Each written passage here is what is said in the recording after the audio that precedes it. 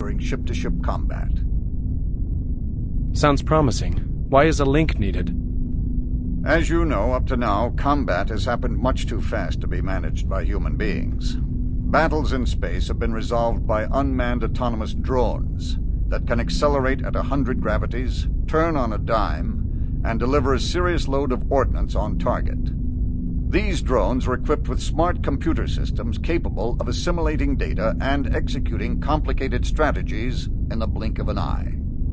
The drones are carried aboard starships crewed by people who make the initial decisions about how to arm and deploy the drones. Once released, the drones are pretty much on their own. For the last 10 years of the war, there's been a race on both sides to improve the battle management software that runs on the drone computer hardware.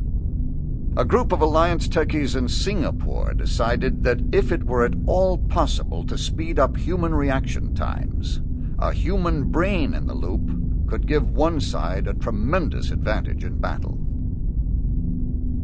You would have to speed up thought processing and reaction times by orders of magnitude. You're correct, Lieutenant. The solution was a drug called HYPE. HYPE is actually a concoction of neurotransmitter chemicals, micro-machines, and genetically engineered viruses. This stuff actually rewires your brain to make it faster and more efficient. Well, faster and more efficient for the purposes of managing a ship-to-ship encounter in real time. The drug also creates the nerve pathways to the forebrain needed for a direct neural link to the computer. Are the changes reversible? Now, that is one of the problems with the whole system. No, the changes aren't reversible. But at this point, it doesn't even matter that they aren't reversible. What do you mean? The drug has a nasty side effect. The modifications HYPE makes to the brain begin decaying after a few days.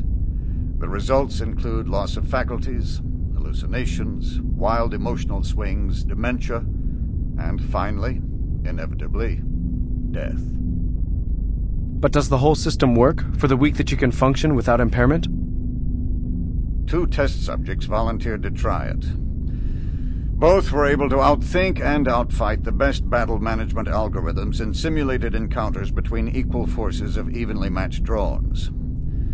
The combination of the human brain, the central computer, and the battle management software on the drones seems to convey a significant advantage in combat. Why did you deploy a prototype before operational testing? As you know, the war isn't really going our way. At some point, we realized that we might have to deploy the HYPE system, even though it is still an early prototype. We knew we would have to begin recruiting volunteers to operate the system in battle, over the objections of many principal naval officers. I didn't know the war was going badly. What's happening? The conflict has turned into a war of attrition. The UN has more resources and more production capacity than we do. They can outproduce us 10 to 1. We have a technological edge, but we are being slowly beaten into the ground. How bad is it? If things continue at the current pace, we'll lose the war within 5 years. Does the UN have an equivalent weapons system? The UN doesn't have anything like the HYPE system. Are there any other Alliance ships equipped with the HYPE system? There are no other Alliance ships equipped with the HYPE system.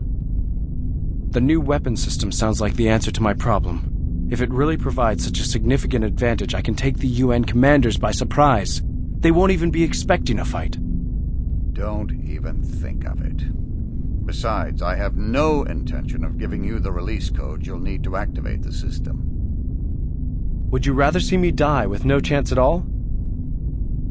God damn it, Lieutenant, you are an irrational, insubordinate, stubborn son of a bitch. I don't know how you got past the damn psych profiles. I think my irrational, insubordinate, stubborn streak is why Dana picked me to finish this mission, even though I have no combat experience or piloting skills. Let's work on the other seemingly intractable problem for a moment.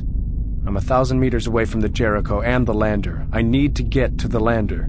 Lieutenant, you aren't going anywhere without the intership shuttle.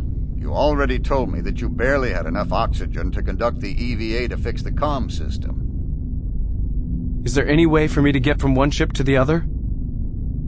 I don't know of any way to cross between the ships without an EVA maneuvering suit. Can I dock the ships together? No, I don't think so. Can I bring the lander to the Lexington? Well, if the Jericho's computer was slave to that of the Lexington's, you might be able to jack into the lander's onboard computer and deploy it remotely. Then you could fly it over to the Lexington via the uplink. Well, it's a start. I think you can see a plan forming here. How about the release codes? You win, Lieutenant. By God, I would court-martial you and have you shot if you actually could make it back. But good luck and Godspeed, son. If you do manage to pull this off, the Alliance and potentially all of humanity will be in your debt. Stand by for a data transmission with the information you'll need about Hype and the weapon systems. Decker out.